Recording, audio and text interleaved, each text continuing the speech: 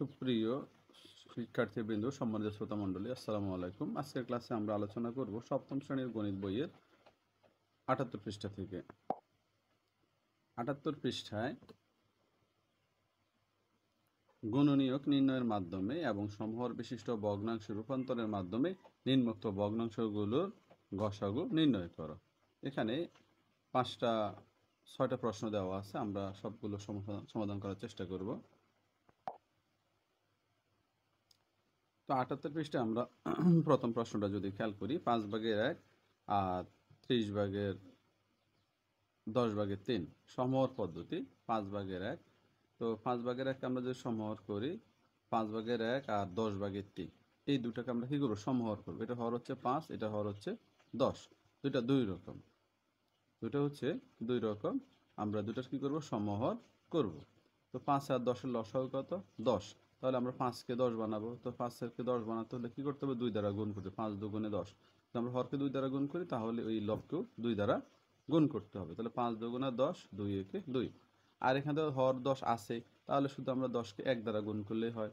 আর 10 হরকে যদি 10 দ্বারা 1 দ্বারা গুণ করি, লবকেও আমরা 1 দ্বারা গুণ করব। তাহলে উপরে 3 একে 3 আর নিচে 10 একে 10। তাহলে সমহর বিশিষ্ট ভগ্নাংশগুলোর লব, একটা লব হচ্ছে 2 আর একটা লব হচ্ছে কত, 3। সমহর বিশিষ্ট ভগ্নাংশের লব 2 ও 3 এর গসাগু। তাহলে এই যে 2 আর 3 এর গসাগু কত? 2 দিয়ে 3কে ভাগ করলে 2 একে 2, বিয়োগ করলে থাকে 1। এই 1 দিয়ে আমরা কাকে ভাগ করব, 2কে ভাগ করব। 2 একে 2, অর্থাৎ শেষ ভাজক হচ্ছে 1, তার মানে গসাগু কত, 1।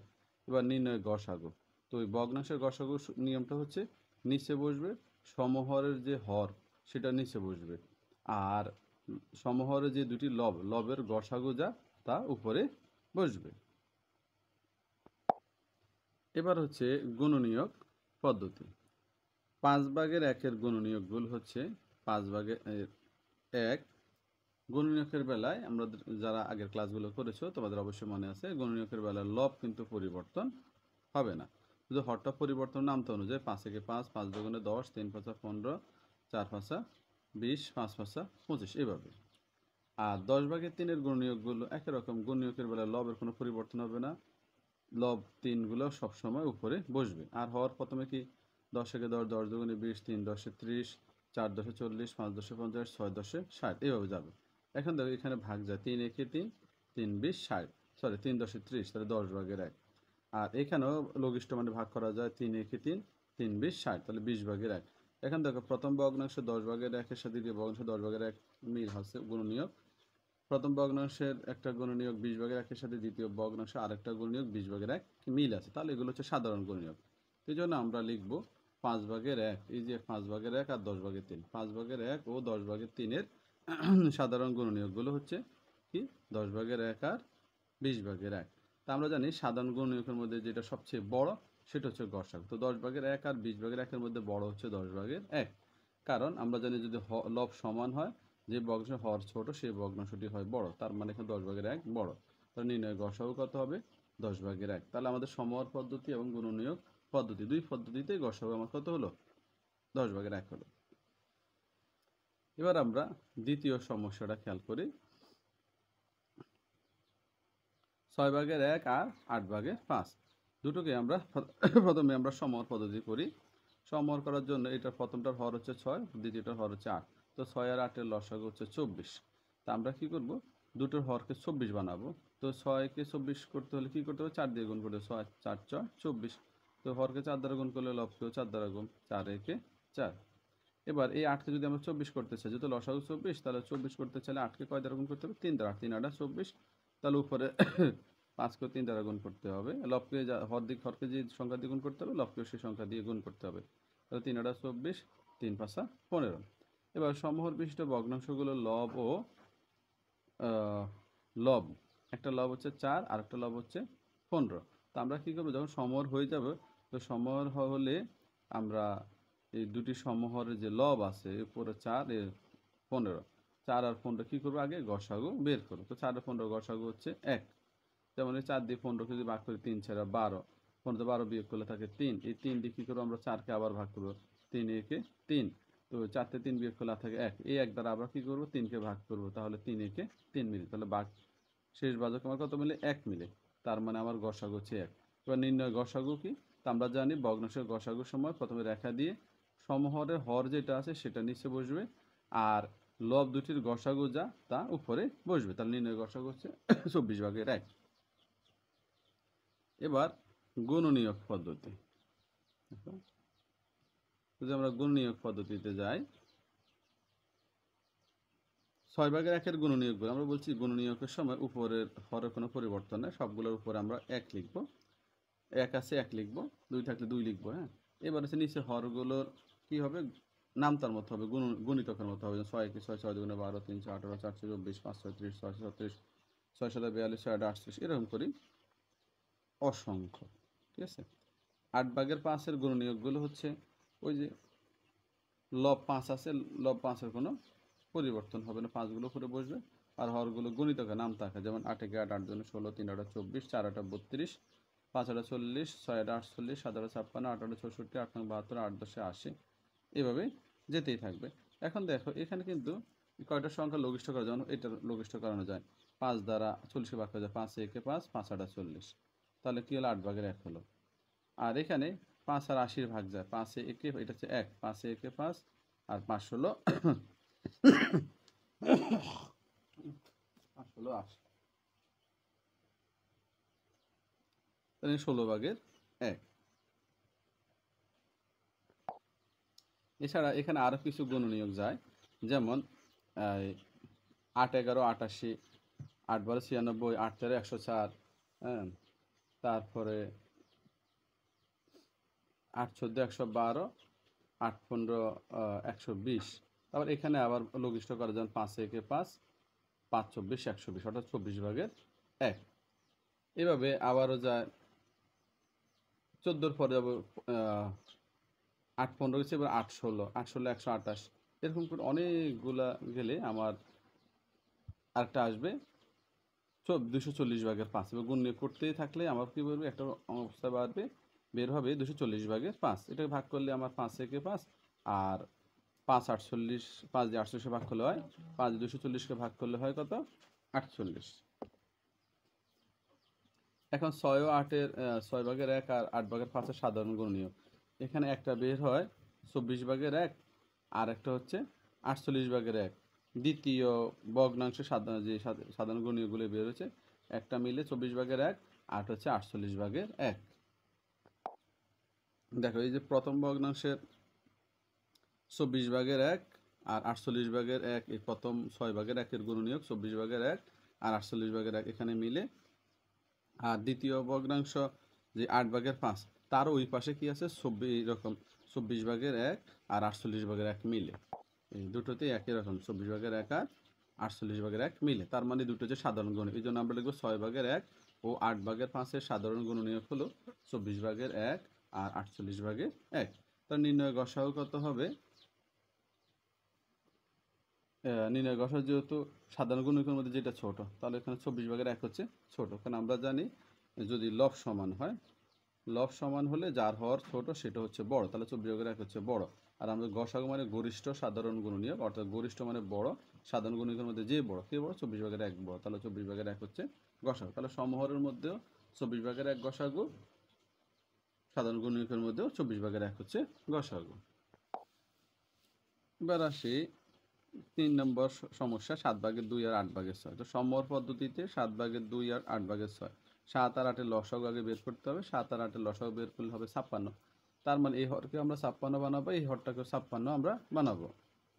7কে 56 করতে হলে 8 দ্বারা গুণ, 7 × 8 = 56। এখানে তাহলে 2-কেও 8 দ্বারা গুণ করতে হবে, 7 × 8 = 56, 8 × 2 = 16। আর এই 8কে 56 করতে হলে আমাকে কি করতে হবে, 7 দ্বারা গুণ করতে হবে, 7 × 8 = 56, তাহলে 6-কেও 7 দ্বারা গুণ করতে হবে, 6 × 7 = 42। এবার সমহর বিশিষ্ট ভগ্নাংশগুলো লব, একটা হচ্ছে 16 আর একটা হচ্ছে 42। এটার গসাগু কত, 2।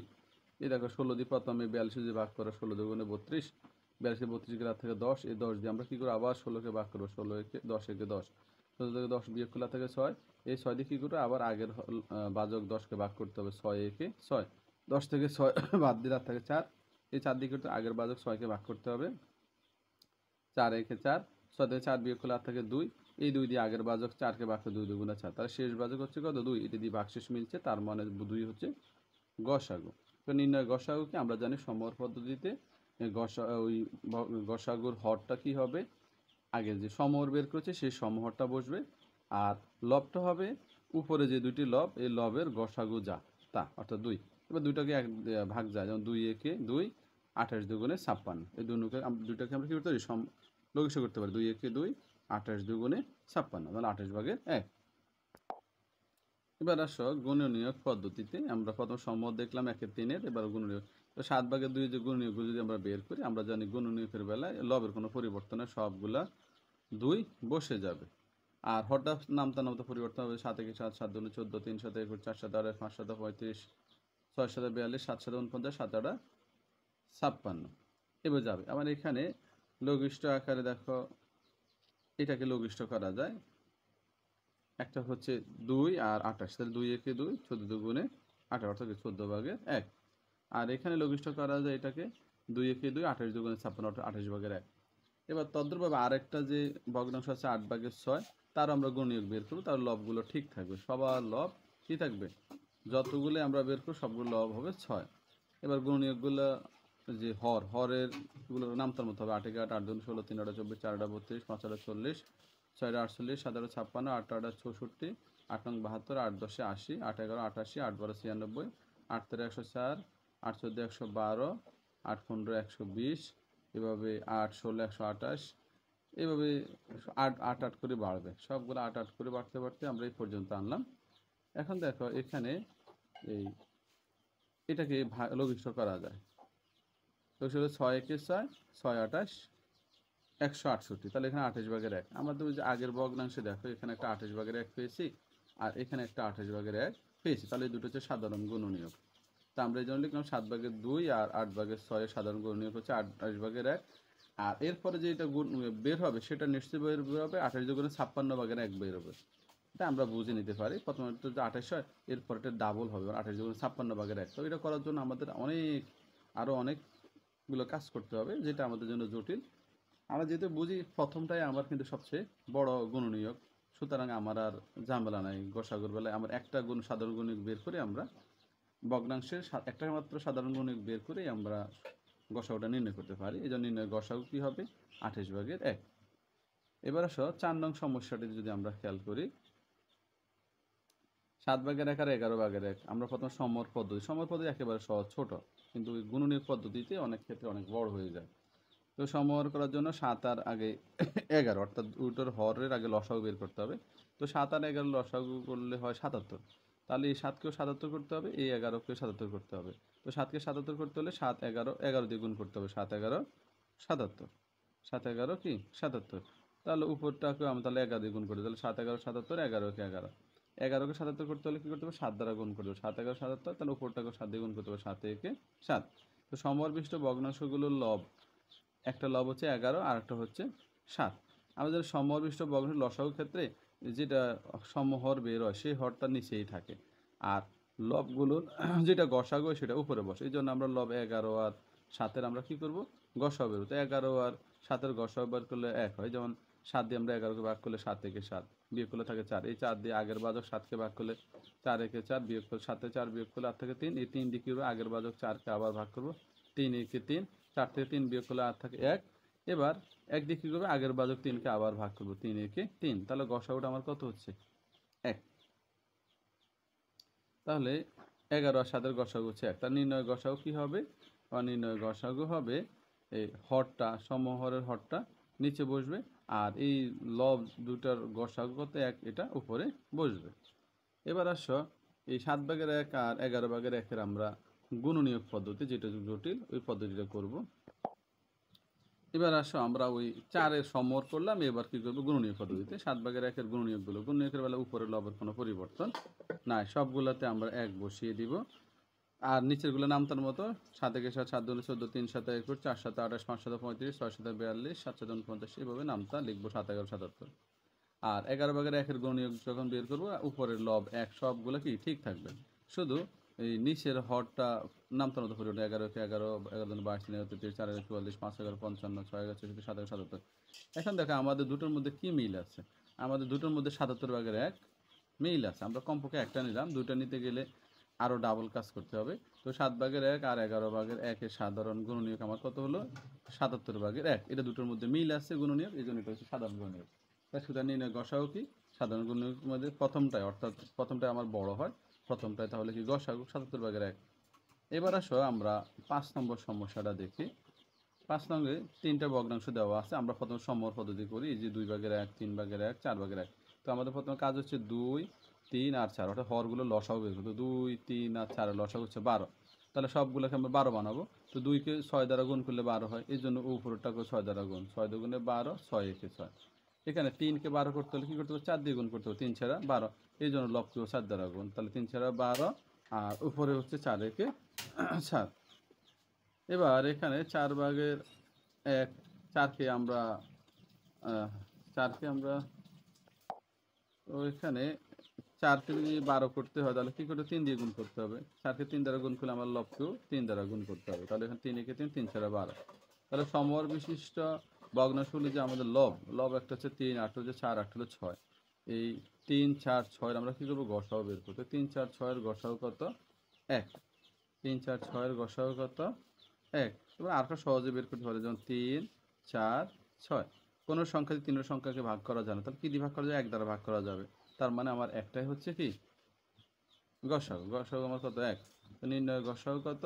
ওই যে সমহরটা নিচে বসবে, আর এখানে তিনটা ভগ্নাংশের যে লবের যে গসাগু যেটা বসে সেটা উপরে বসবে। তাহলে আমরা 5-এর সমহর পদ্ধতি বের করলাম। এবার আমরা 5-এর গুণনীয়ক পদ্ধতি বের করব। 5-এ যদি আমরা গুণনীয়ক পদ্ধতি বের করি, এখানে 3টা ভগ্নাংশ আছে, সবগুলোর গুণনীয়ক বের করব। তো 2/1 গুণনীয়কগুলো যেমন উপরে একটা পরিবর্তন হবে না, আর নিচে 2 নামতা, 2 কে 2, 2 দুগুণে 4, 3 দুগুণে 6, 4 দুগুণে 8, এরকম 10 দুগুণে 20, 11 দুগুণে 22, 12 দুগুণে 24, এভাবে 3/1 যখন গুণনীয়ক বের করব, উপরে যে লব 1 আছে এটা কোনো পরিবর্তন না, আর নিচে 3-এর নামতার মতো 3 একে 3, 3 দুগুণে 6, 3 3 9, 3 ছাড়া 12, এভাবে 3 7 21, 3 8 24, এভাবে যেতেই থাকবে। 4/1 যখন গুণনীয়ক বের করব, উপরের লব 1-এর কোনো পরিবর্তন হবে না, শুধু 4 নামতা হবে, যেমন 4 1 4, 4 দুগুণে 8, 3 ছাড়া 12, 4 4 16, 4 5 20, 424। এখন দেখো এই 3টা ভগ্নাংশ যদি আমরা একটু খেয়াল করি, এই যে 12/1, 24/1, এখানে 12/1, 24/1, 12/1, 24/1, এই 3টা কি আছে? এই 3 জোড়া কি আমার কি আছে? মিল আছে। তাহলে এটা হচ্ছে সাধারণ গুণনীয়ক। এই 3টা সাধারণ গুণনীয়ক হলো 12/1 আর 24/1। তো সাধারণ গুণনীয়কের মধ্যে ছোট হচ্ছে 12/1, তার মানে গসাগু হচ্ছে 12/1। এবার আমরা শেষ সমস্যাটা দেখি 6 নম্বরের। প্রথমে আমরা 3টা ভগ্ন সমহর করব, 5/1, 10/3 আর হচ্ছে 15/7। তো 5, 10, 15 আগে লসাগু বের করতে হবে। 5, 10, 15 লসাগু হচ্ছে 30। তবে 5কে 30 বানাতে হলে কি করে? 6 দ্বারা গুণ, 5 6 30, এই জন্য লবকে আমরা 6 দ্বারা গুণ, 6 একে 6, 5 6 30। এই 10কে 30 করতে হলে কি করতে হবে? 3 দ্বারা গুণ করতে হবে, 3 10 30, তাহলে 3 তিরিকা, উপরে 3 তিরিকা 9। 15কে 30 করতে 2 দ্বারা গুণ, এই জন্য লবকেও 2 দ্বারা গুণ, তাহলে 7 দুগুণে 14, 15 দুগুণে 30। তো সমহর বিশিষ্ট ভগ্নাংশগুলোর লব একটা হচ্ছে 6, একটা হচ্ছে 9, 8 হচ্ছে 14। এবার দেখো এই যে 6, 9, 14, কোনো সংখ্যা দিয়ে 3টা সংখ্যা ভাগ করা যায় না, কোনো সংখ্যা দিয়ে 3টা সংখ্যা ভাগ করা যায় না, তাহলে এটার গসাগু কত হবে? 1। তাহলে আমাদের এখানে গসাগু কত হলো? 1। আর নির্ণয় গসাগু তাহলে কি হবে? সমহরের যে হরটা 30 নিচে বসবে, আর এদের যে গসাগু কত বেরোলো? 1, একটা উপরে বসবে। তাহলে আমরা সমহর পদ্ধতিতে সম্পূর্ণ করলাম। এবার আমরা গুণনীয়ক পদ্ধতি দেখব। এবার আমরা গুণনীয়কটা দেখি। গুণনীয়কটা যেমন 5/1 গুণনীয়কগুলা, উপরের লবের কোনো পরিবর্তন হবে না, আর নিচেটা নামতাম তো 5 একে 5, 5 দুগুণে 10, 3 5 15, 5 5 25, 5 6 30। 10/3 যখন গুণনীয়ক বের করব, উপরের 3টা সবগুলাতে একই রকম থাকবে, আর হরটা পরিবর্তন নামতাম 10 একে 10, 10 20, 3 10 20, 4 10 40, 5 10 50, 6 10 60, এভাবে করে 9 10 90 যেতে থাকবে। আর 15/7 যখন গুণনীয়ক বের করব, উপরের 7টা ঠিক থাকবে, নিচেটা 15 নামতে হবে, 15 একে 15, 15 দুগুণে 30, 3 15 45, 4 15 60, 5 15 75, 6 15 90, 7 15 105, 8 15 120, এভাবে যেতেই থাকবে। এখন এই 3টার মধ্যে দেখো এখানে একটা ভাগ করা যায়, এই 7 থেকে 7, আর 7 দিয়ে 210কে ভাগ করলে হয় 30, তাহলে 30/1। আর এখানে 90/3 3 একে 3, 3 30, 90, আর উপরে ভগ্নাংশ 30/1, তাহলে 30/1, 30/1, 30/1, এই 3টা কি আছে? 3টা ভগ্নাংশের মধ্যে মিল আছে, তাহলে এটা হচ্ছে সাধারণ গুণনীয়ক। এই জন্য আমরা লিখবো এই 3টা ভগ্নাংশ সাধারণ গুণনীয়ক হচ্ছে 30/1, তার নির্ণয় গসাগু 30/1। ধন্যবাদ সবাইকে। চ্যানেলটা সাবস্ক্রাইব করে পাশে থাকবে। ধন্যবাদ সবাই। আসসালামু আলাইকুম।